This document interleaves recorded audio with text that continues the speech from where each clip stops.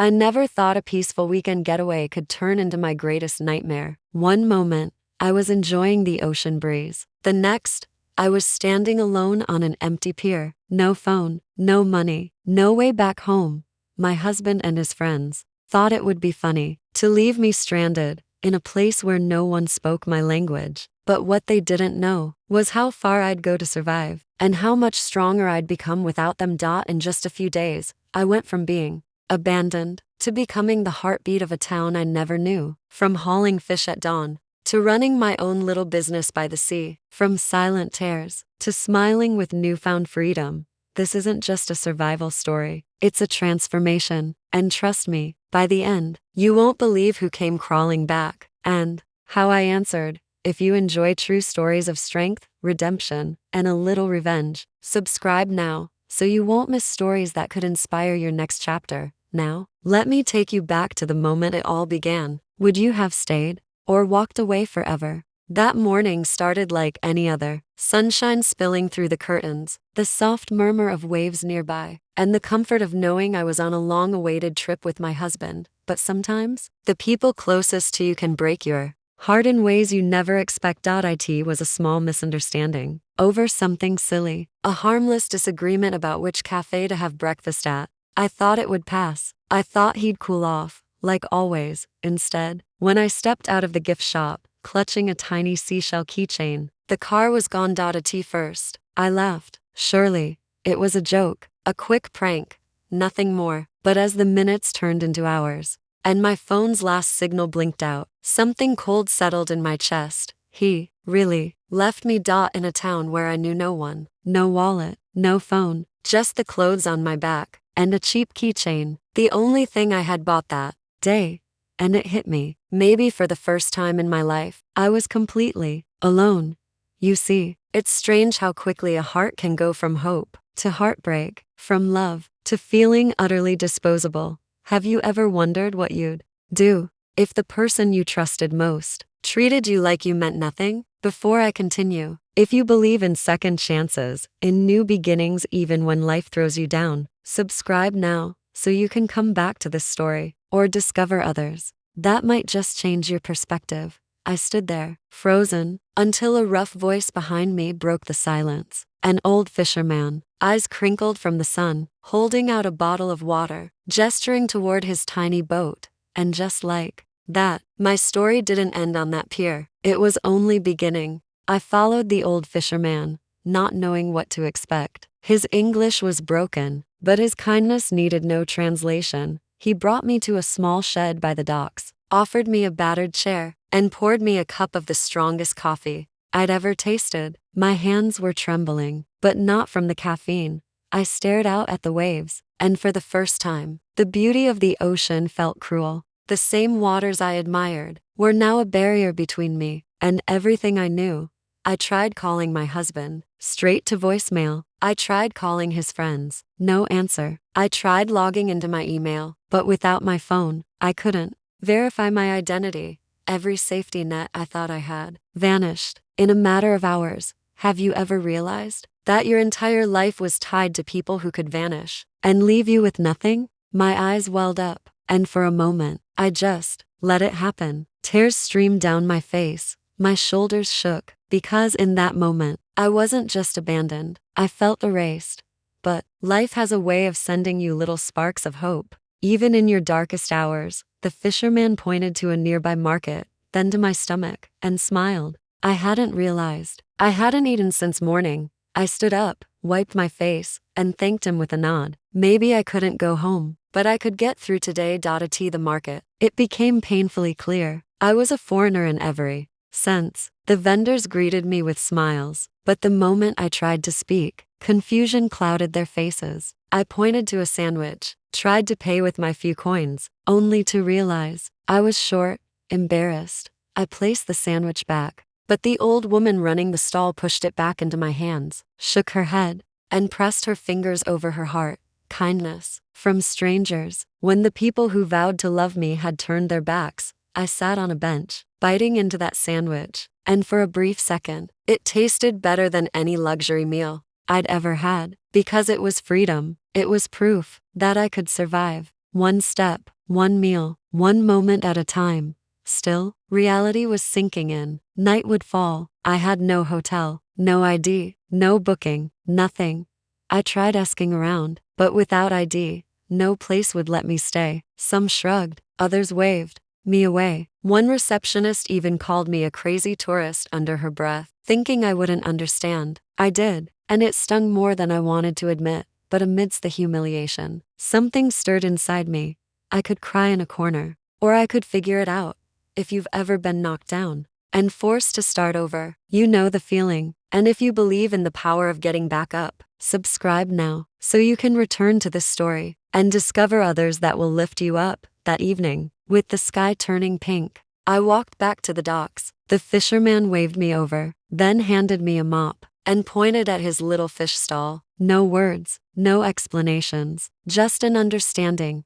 You help, you eat, you have shelter. And with a deep breath, I rolled up my sleeves, grabbed the mop, and started scrubbing. In that moment, standing barefoot on salty wooden planks, surrounded by the smell of fish, I felt something I hadn't felt in years. I felt alive. That night was the first time in years I fell asleep, without a roof I had paid for, without a bed dressed in crisp hotel sheets. But strangely, it was the first night in a long time I slept in peace. The old fisherman, his name was Enzo, gave me a simple cot in the corner of his shed. The pillow was lumpy, the blanket smelled like the sea, and the wind whistled through every crack in the wood. But I wasn't afraid. I was grateful. The next morning, Enzo woke me before sunrise. The world was still asleep, except for the sea, always alive, always moving. He pointed to a small boat and handed me a bucket. I smiled, nervous, awkward, but ready.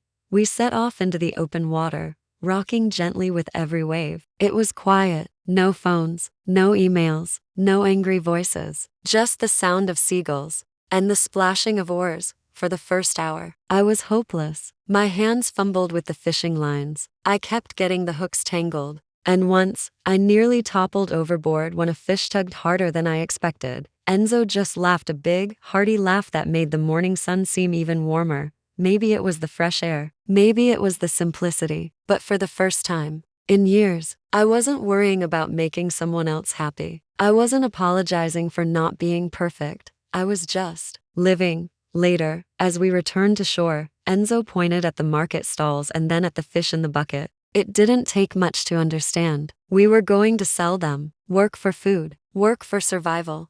And you know what? It felt honest. At the market, I struggled again. My attempts at saying fresh fish in the local language sounded more like I was calling out for a lost pet. Enzo chuckled every time I tried. Even the customers laughed, but they bought because they saw effort, sincerity, and maybe a little comedy. One man winked and called me Pescabella, beautiful fisherwoman. I hadn't blushed like that in years. That afternoon, I ate with Enzo by the dockside. Simple bread, grilled fish, ripe tomatoes, and a piece of cheese. No fancy tablecloth, no fine wine, but every bite felt rich. Every mouthful felt like victory. As the sun lowered, Enzo gave me a little nod. And I realized he wasn't just helping me survive. He was teaching me that life could be simple and still be joyful. Sometimes, you have to lose everything to remember what being alive feels like.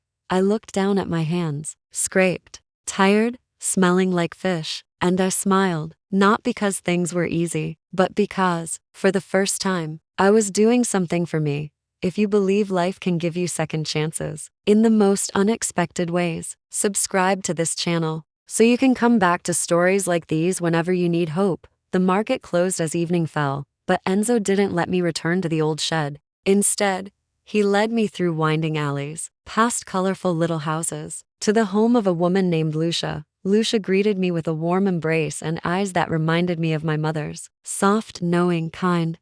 I didn't understand a word she said, but I understood her heart. That night, I had a real bed, fresh sheets, and a bowl of hearty stew. Lucia told me, through Enzo's broken translations, I could stay with her if I helped her at the morning market. And just like that, I wasn't just a stranger anymore. I was part of a community, a forgotten woman, finally remembered by people who owed me nothing, but gave me everything.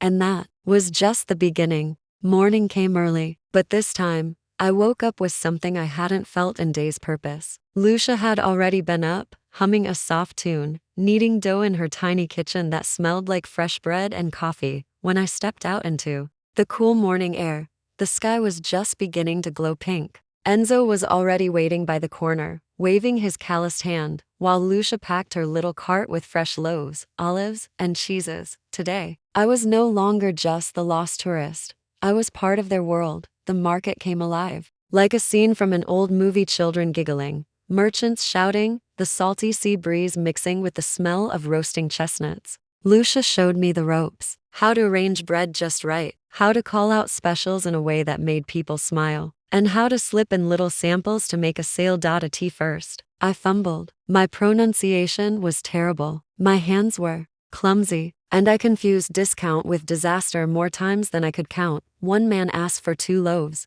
and I almost handed him to fish. Enzo burst out laughing so loud half the market turned to stare. I couldn't help it. I laughed too, and it felt good. The laughter, the connection, the simple joy of working with my hands, of being part of something real, something honest. As the morning rushed on, I noticed a group of older women huddled near the square. Their backs were stooped, their baskets heavy, their faces tired. Lucia whispered, pointing toward them. She explained, they lived on the far end of the village, and it was difficult for them to carry groceries home. Without thinking, I grabbed one of their baskets and smiled. At first, they looked shocked. Then, their eyes softened, and they let me help.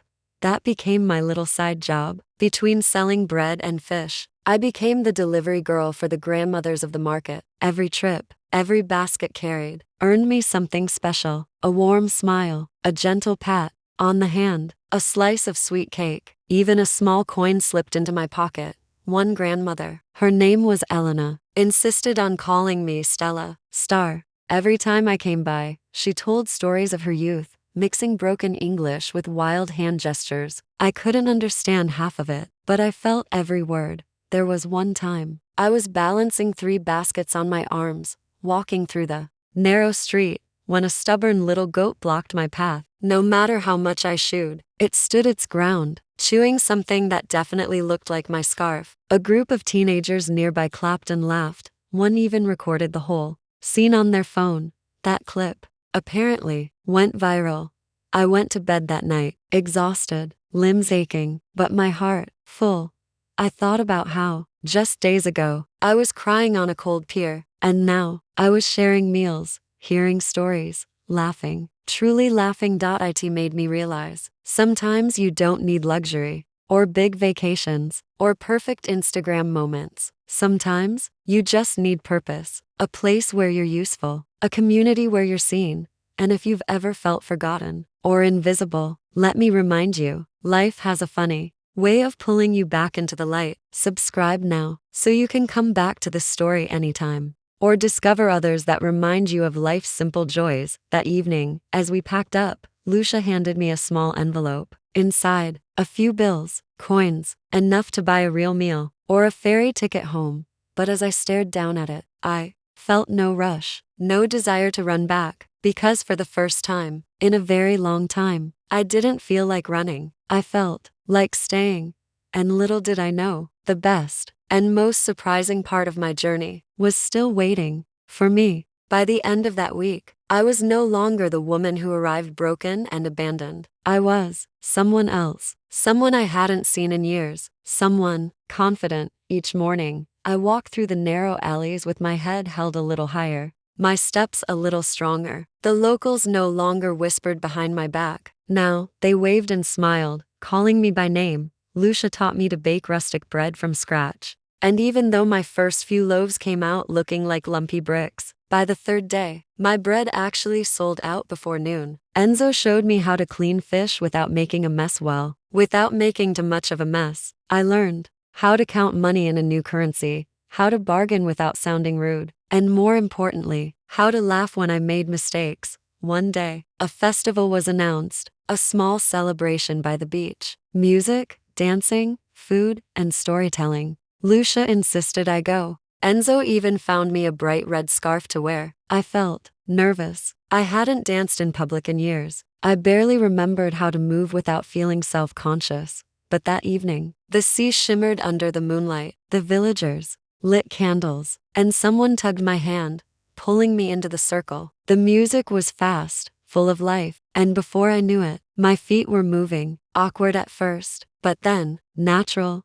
I spun around laughing, really laughing, not a polite smile, not a forced grin, but belly-aching laughter. I hadn't known I missed so much, and just when I thought I couldn't possibly feel any lighter, I was announced the winner of the Best Newcomer Dance, a silly little title. But oh, it felt like a crown. They handed me a tiny trophy, a carved piece of driftwood shaped like a wave. And you know what? I held it like it was gold, because it wasn't just a trophy. It was proof that I could belong, that I could be happy, that I was more than someone's forgotten wife. If you've ever doubted yourself, if life has ever knocked you down and made you feel like a shadow, let me tell you, you are so much more than your worst day. And if you ever need reminding, subscribe now, so these stories can find their way back to you whenever you need them. As the festival wound down, Lucia wrapped an arm around me, whispering something I didn't quite understand, but the warmth in her eyes said it all. Enzo clapped me on the back, calling me the star of the night. That walk back home, under the string lights and soft sea breeze, felt like a victory march. By the next morning, my schedule was full, helping Lucia bake, delivering groceries, selling fish, even helping some older ladies with house chores. My days were busy, but they were mine. Every hour, every coin I earned, every smile I shared, it was mine. And for the first time in a very, very long time, I didn't feel like I was wasting my life. I felt like I was building it. Little did I know, this new confidence would soon be tested, in ways I never could have imagined. But standing there, surrounded by my little coastal family, I knew one thing for sure: no matter what, I was never, ever, going back to the woman I used to be. One crisp morning, just as I was rolling out dough with Lucia, a familiar ringtone echoed from the corner of the kitchen. It wasn't mine, of course, but it pulled at my heart like an old scar. Lucia's teenage grandson had come by, scrolling through his phone, half listening to music, half chuckling at some video. I don't know why, but my hands stopped kneading, and my heart started racing. I hadn't touched a phone in over a week. No social media, no endless notifications, no painful text messages. But suddenly, I needed to know. With a little awkward Italian and a lot of gestures, I asked him if I could borrow it just for a moment. He hesitated, but eventually, he handed it over, curiosity sparkling in his eyes. My fingers trembled as I typed in the number I once knew by heart. The number I had tried to call on that awful day. The number that went straight to voicemail. I pressed call. 1 ring, 2 rings, then, nothing. Straight to voicemail again. My breath caught in my chest. Maybe it was just bad reception. I tried another friend's number. The same. Blocked. All of them. I didn't need a translation for that. I had been erased. Not just abandoned, but wiped away, like I had never existed. A lump formed in my throat. I felt the sting of humiliation creep back. Had they laughed about it after they left me? Had they told stories about the crazy woman stuck on the pier? But as I stood there, staring at the screen, something shifted inside me. I glanced around at Lucia, who was busy humming and kneading the dough, at Enzo, outside, mending his fishing nets, nodding along to some song only he could hear, at the tiny village that had embraced me, without asking anything in return. And suddenly, I felt free. Why was I chasing people who had shown me such little care, when I was surrounded by people who gave without asking? Instead of calling again, I opened the camera on the phone. I turned it around, and for the first time in days, I really looked at myself. Tanned skin from the sun, hair a little messy from the sea breeze, eyes brighter than I remembered. I pressed record, and, with a little nervous laugh, I said, "Hi." To anyone wondering, I'm fine. Actually, I'm more than fine. I'm living, I'm learning, I'm working, and I'm happier than I've been in a long, long time. I didn't think much of it. I sent the video to Lucia's grandson, who grinned, posted it somewhere online, and went back to his music.by evening. That little clip had made its way around the village. By the next morning, people were pointing, smiling, giving me thumbs up. And by the end of the week, someone from the local newspaper showed up, asking for the American woman who survived. The sea Funny how life works when you think you've been forgotten. Sometimes, that's the exact moment you start being noticed for the right reasons. If you've ever felt invisible, ever felt pushed aside, let me tell you, your story isn't over. Subscribe now to remind yourself of that whenever life feels heavy. That afternoon, Enzo found me, grinning wider than I'd ever seen. He handed me a folded piece of paper, a handwritten note from the market committee, an invitation for a town event in my honor. Not because I was a tourist, not because I was a poor woman who got left behind, but because I had become one of them.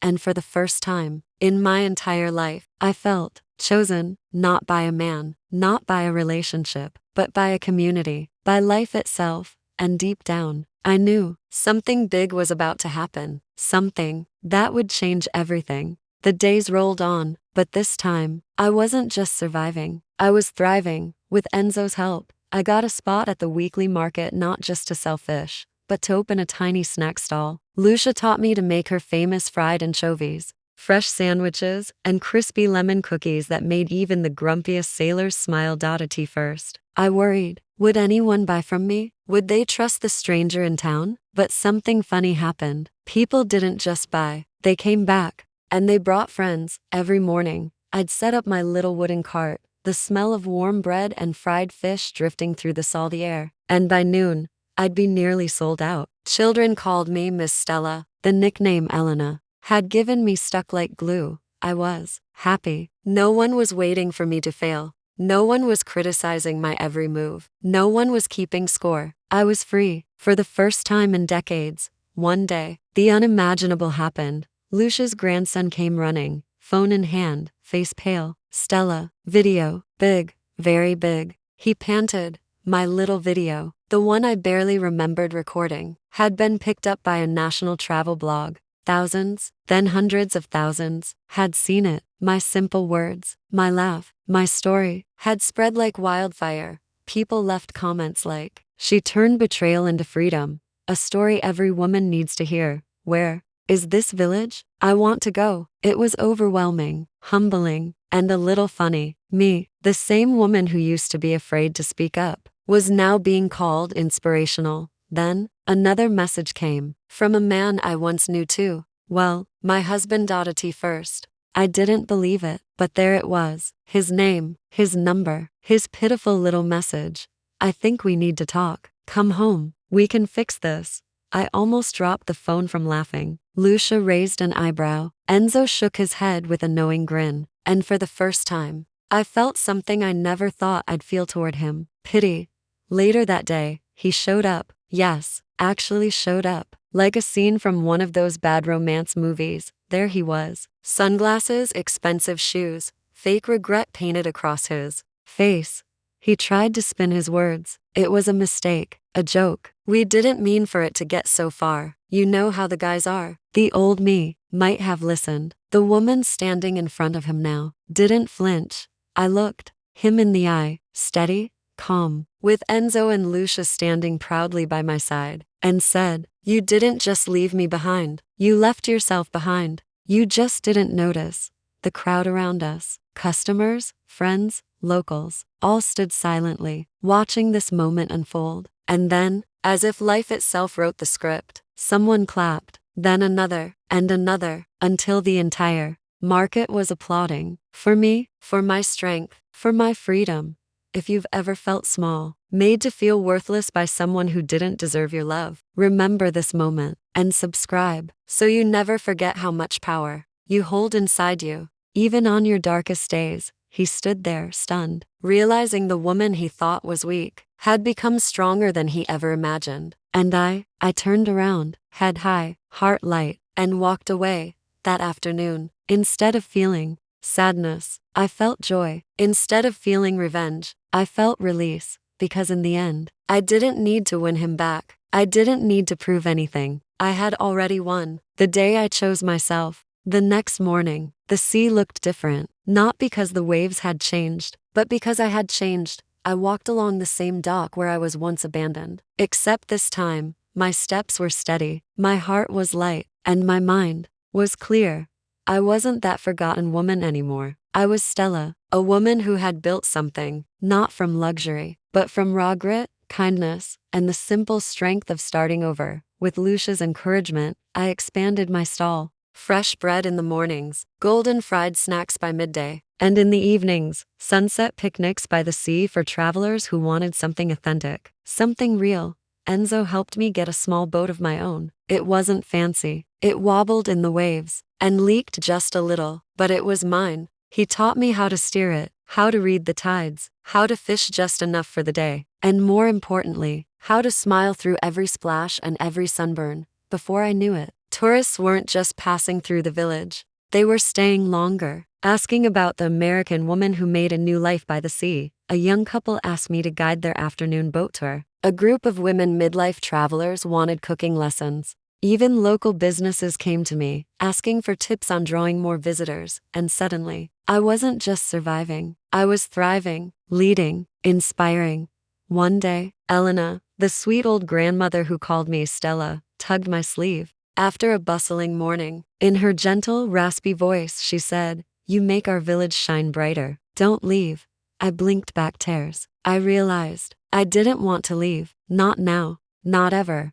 Have you ever felt like you had to escape to feel alive, only to discover the best place to be was exactly where life planted you? I bought a tiny home by the hill, old, crooked, filled with sea breeze, but with a little paint and a lot of elbow grease. It became home. The laughter of neighbors, the scent of fresh bread, the gentle knock of waves below. It was everything I never knew I needed.